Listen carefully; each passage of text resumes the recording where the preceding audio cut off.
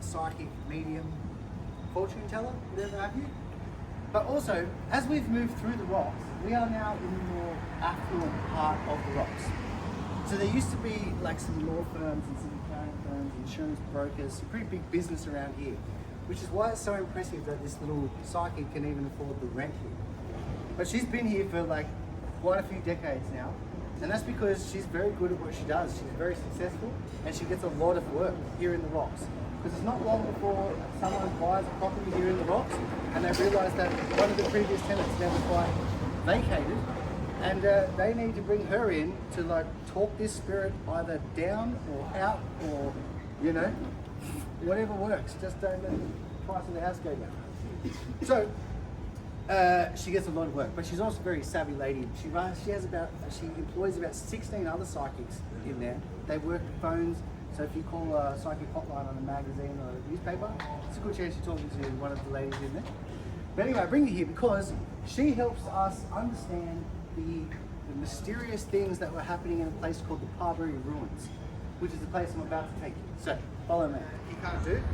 Some people say that our fates are already written in the stars no matter what you do. So this poor soul is destined to just repeat this action, hoping to create a different fate. But obviously, I don't think he's done it yet. And so if you're lucky down here late at night, they say it happens. Usually after all the clubs you've kicked everyone out, you might hear it. And that's the ghost of John Vidal. So when you come back down, I highly recommend see if you can find a spot. It's right next to the Orient Hotel. Don't miss it. Okay, everybody ready? Yeah. Have testified to hearing these footsteps. When they bring the bins out here, they come out for cigarette breaks, and they say you hear these footsteps, and they start down the end there, and they start walking, and then they start running, and then by the time they're down here, they're in foot sprint. When they get to the end of the gateway, they vanish. And there's been a few explanations for these footsteps over the years. But the story I'm going to tell you is called the French Affair, and it's a true crime story. It's set here in 1854, on the 7th of November, I believe. We know these dates because it was one of the first pieces of Australian journalism ever to be published in the United States. So this true crime was so hot that like even America wanted to know. So it's really kind of our first Netflix special, if you think about it. Anyway, it all begins here at this pub. Not this exact building, but there used to be a pub here called the Black Dog Inn. And there was two gentlemen in there having a beer together.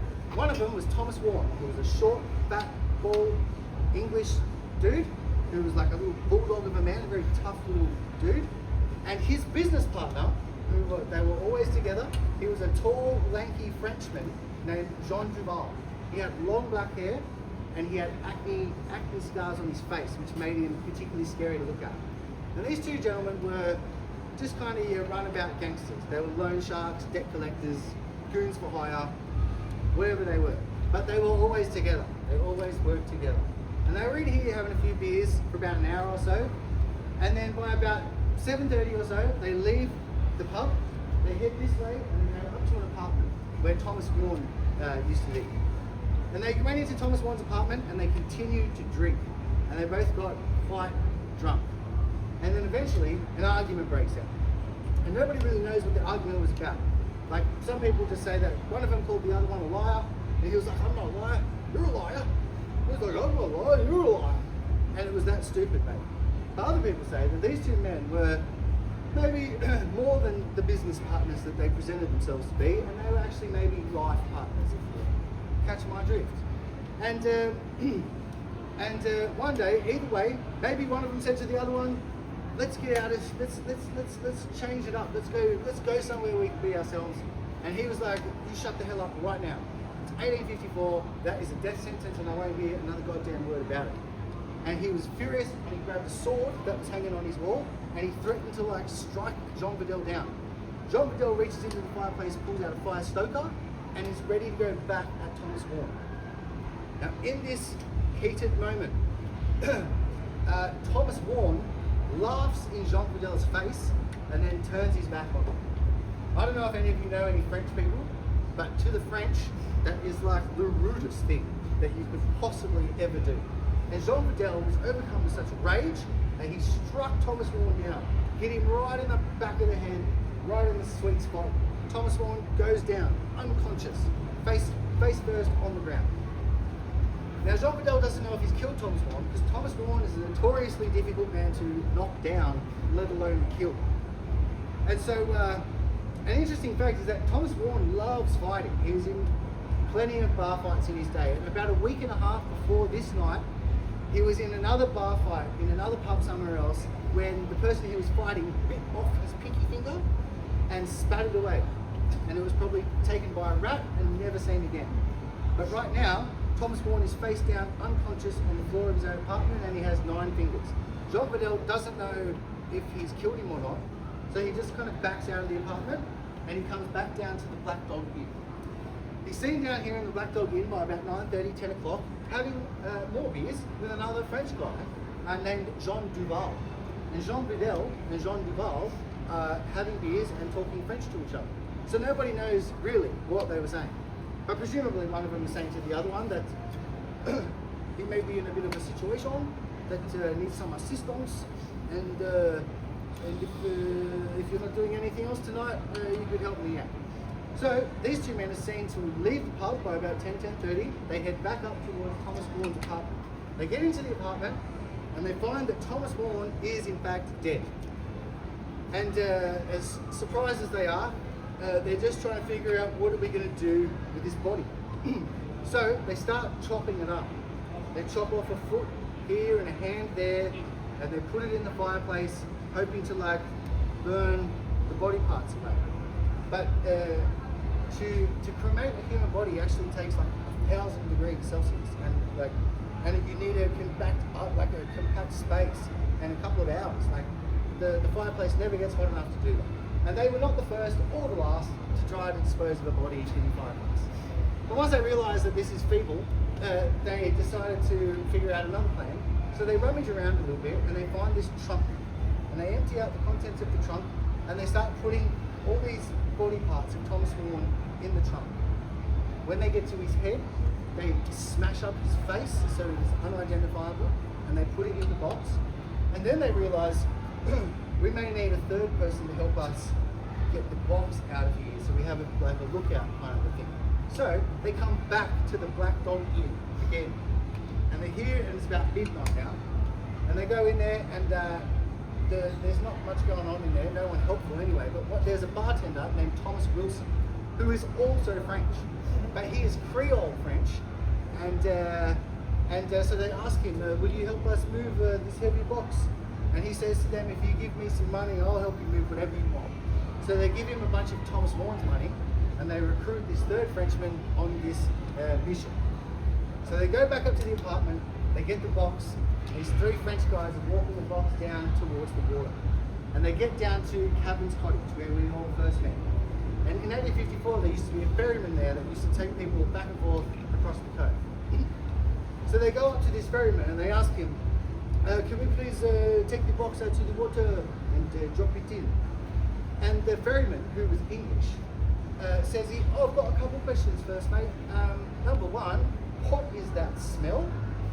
And second question is, what is that brown fluid dripping out of your box there? And the third question is you're all French, yes?" And they're like, yes, we are. And he says, excuse me, he says, "Well, I don't like French people. So, no, you may not take your box to the water." And he turns them away.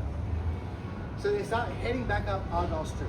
They get to the end of Kendall Lane down there, when Jean Vidal realises that surely that English ferryman is about to alert the authorities, and they will be hot on our heels, and we are surely done for. But without telling his French mates that, he just kind of tips his hat to them and starts walking off. And he splits the scene, gone into the night. But he was correct. The authorities were not far behind him. And they arrested Jean Duval and Thomas Wilson down the end of the alleyway there with a chopped up body in a box. They arrested these 2 men, they put them in custody. Then they're trying to figure out who's in the box.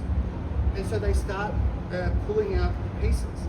And they realise that every single piece of the body is there except for one pinky finger.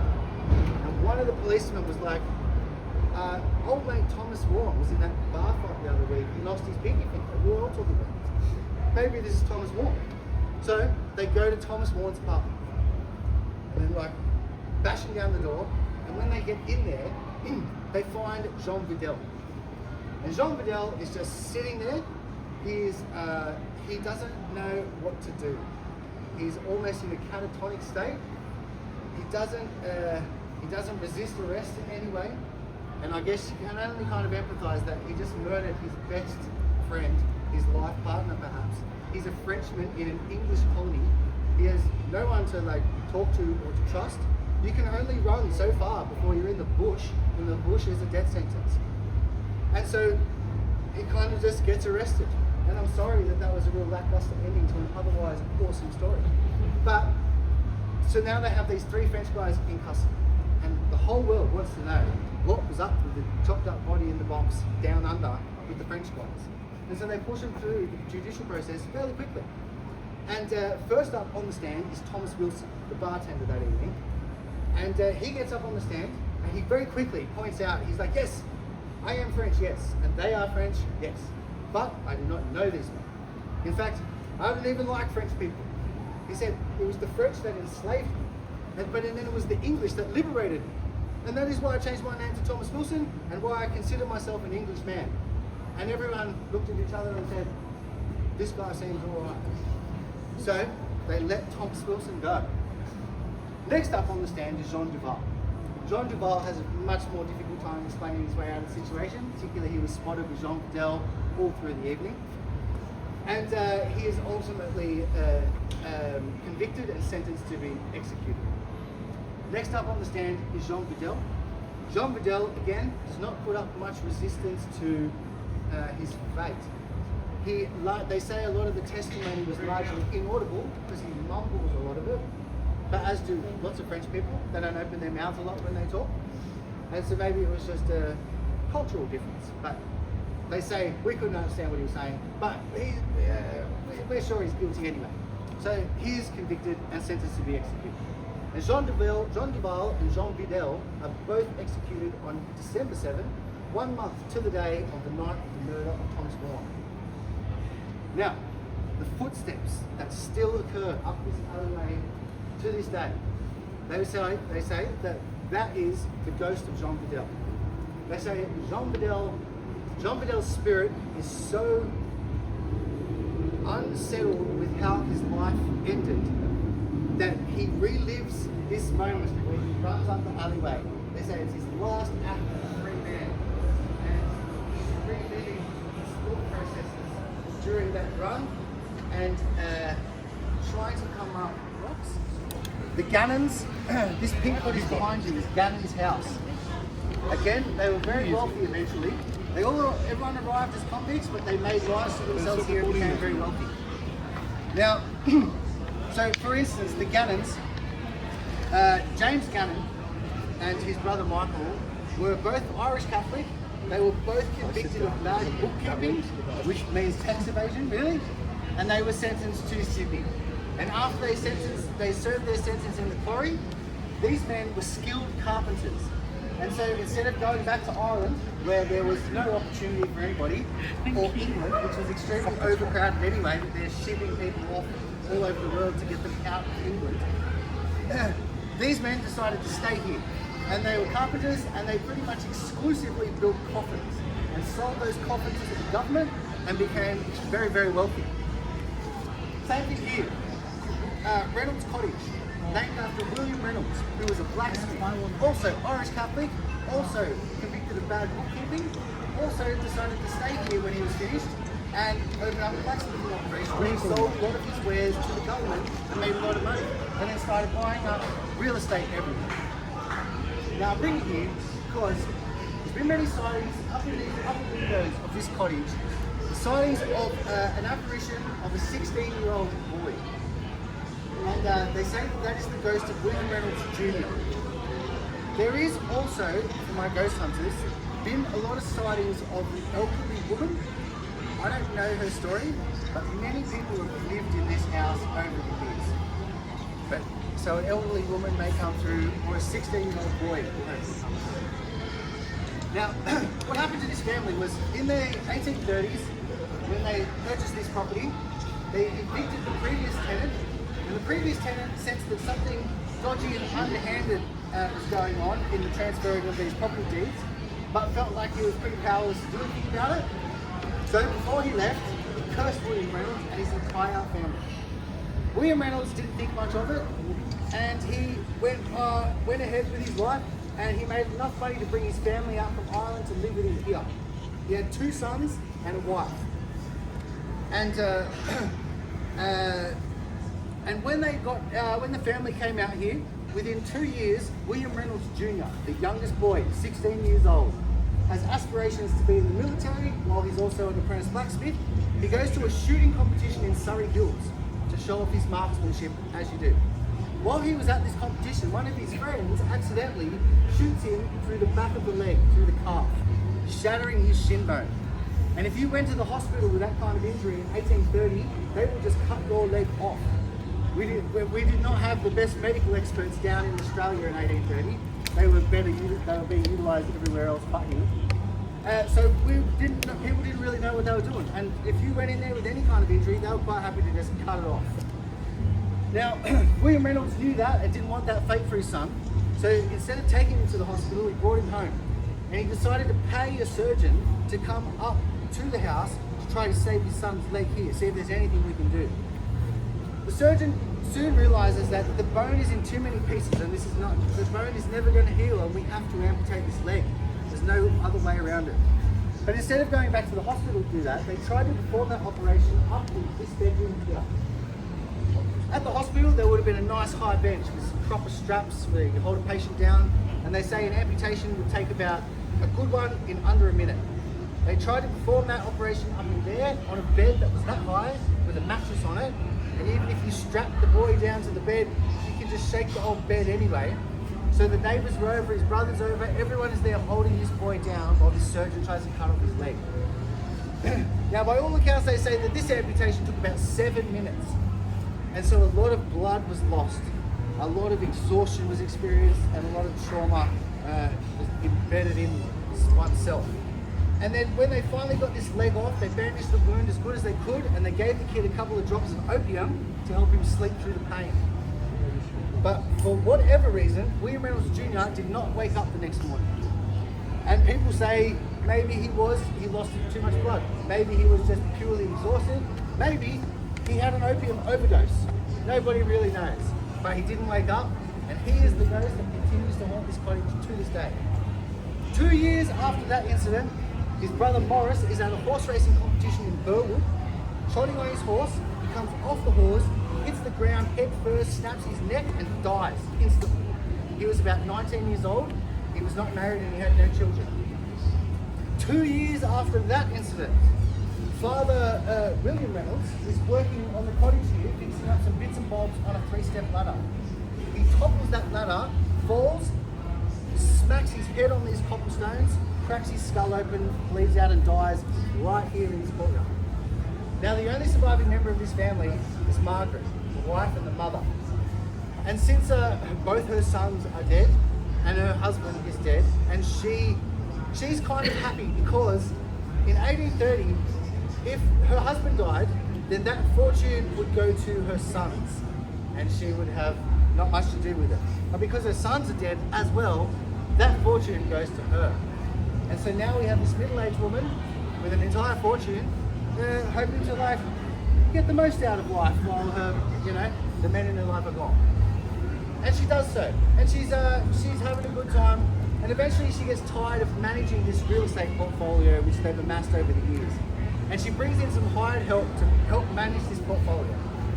And then after a couple of years of working with Margaret, these business managers decided to take her to court and have her declared legally senile, which means she is officially insane, and she is sent to a mental hospital in Parramatta, where she lives out the rest of her days.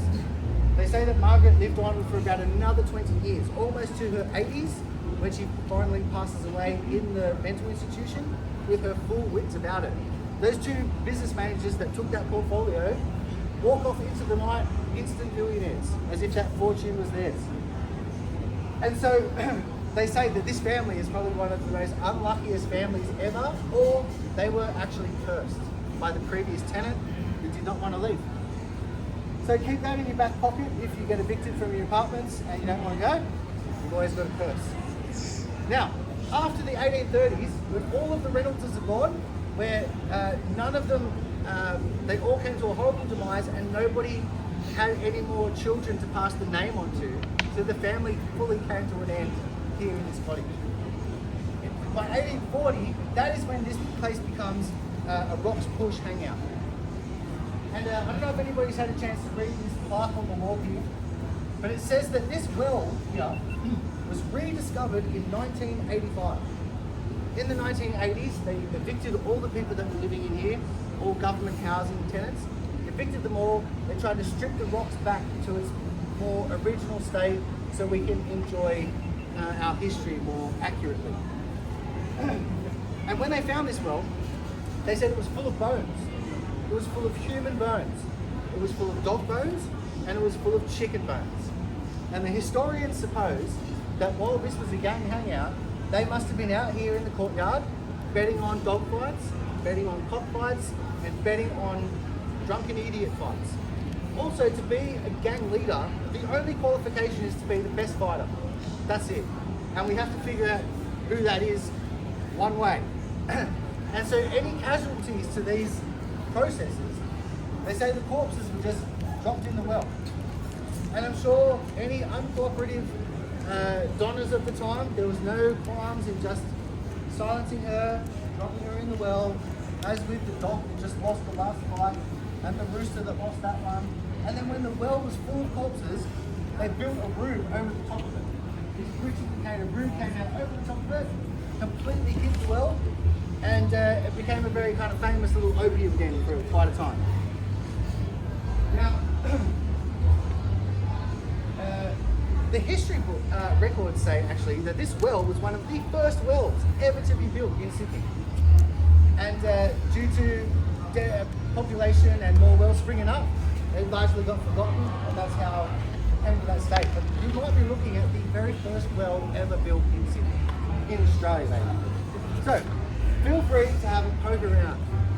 Ghost hunters, down in Gannon's house, there are these steps there, which when people, they used to dump these dead bodies there, and that was where the workshop used to be, and they would fit coffins for these people. But these steps are notoriously kind of creepy. I suggest you take your equipment there and have a few minutes to explore, and we'll get going. So we can get to the gun in there with him. He shot himself in the head, crying out for his darling Scarlet.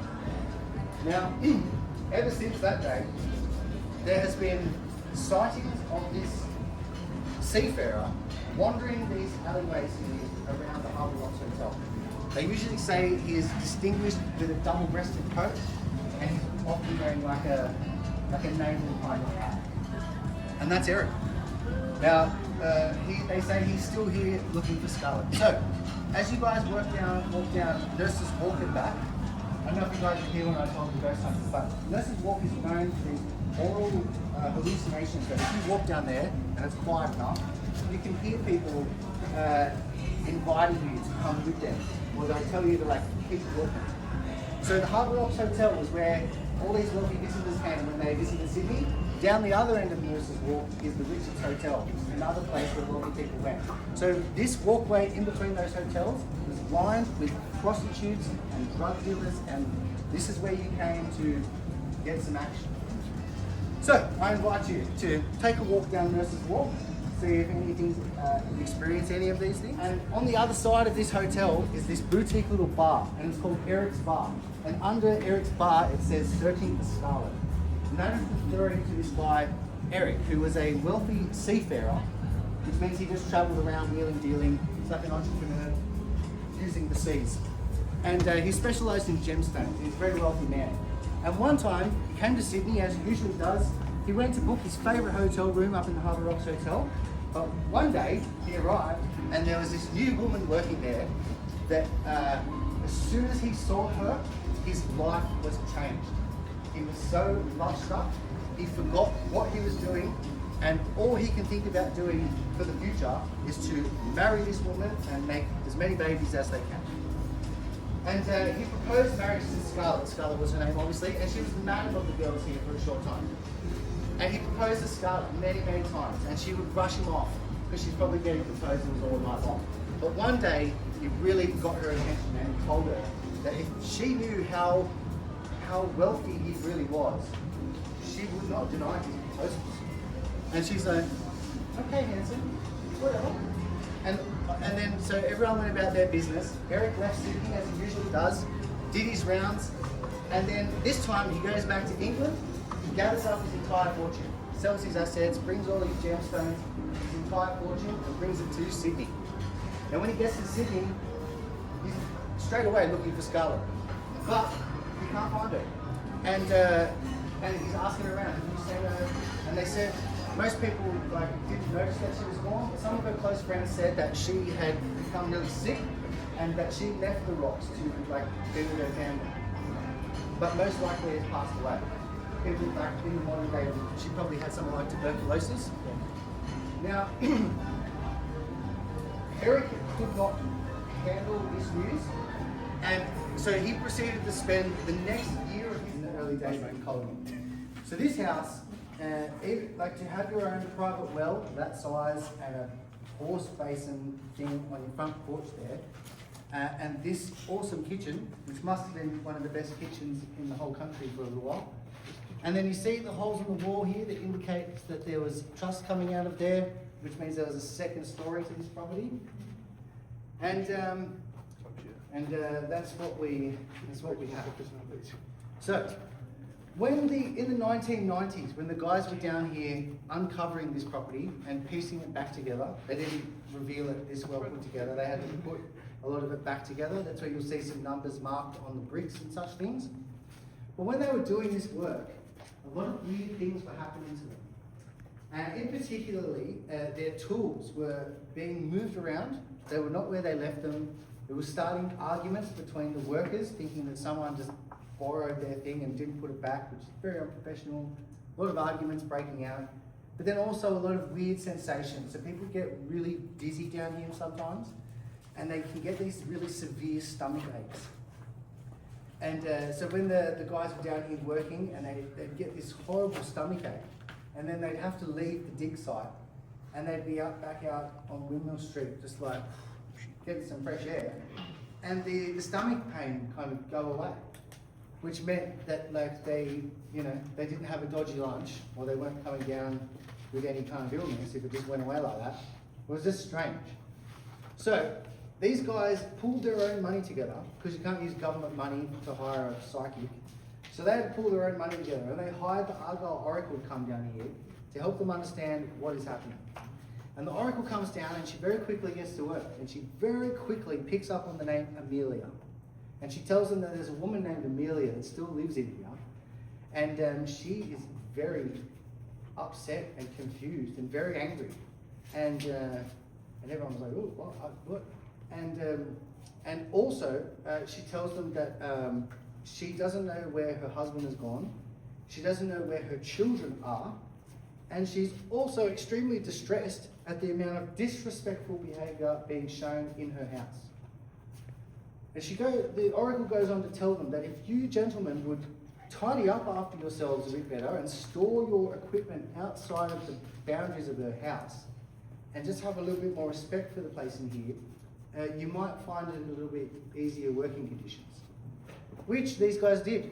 They started, storing their things in an orderly fashion. They started just being in this space as if it was someone's house and some woman still lived in here. And by, like what the Oracle said, things got easier in here. And that got everybody very curious into who Amelia was. And so they go into the history records, and they find that this house was built in 1831 by an English stonemason named Hugh Noble, who built the house, lived in it for 2 years, and then sold it to a man named Thomas Street. And Thomas Street was a wealthy English merchant, and his records show that he met and married a young French girl here in Sydney named Amelia Velez. and he was like 50 at the time, and she was 19. And they get married and they move in here, and this is going to be their happily ever after house. But not long into the marriage, Amelia suffers a devastating miscarriage, and then she's finding it difficult to fall pregnant at all. And then all of a sudden, she becomes very mysteriously ill. And then about 3.5 weeks after the diagnosis of her illness, Amelia is found dead, right here in the house. And so the theory goes is that Thomas Street, once Amelia passes away, he sells the house and he moves away, never to be seen again. But they say that because of the times that they lived in, and because Amelia was not bearing any children for her new husband, he was getting a bit frustrated with this.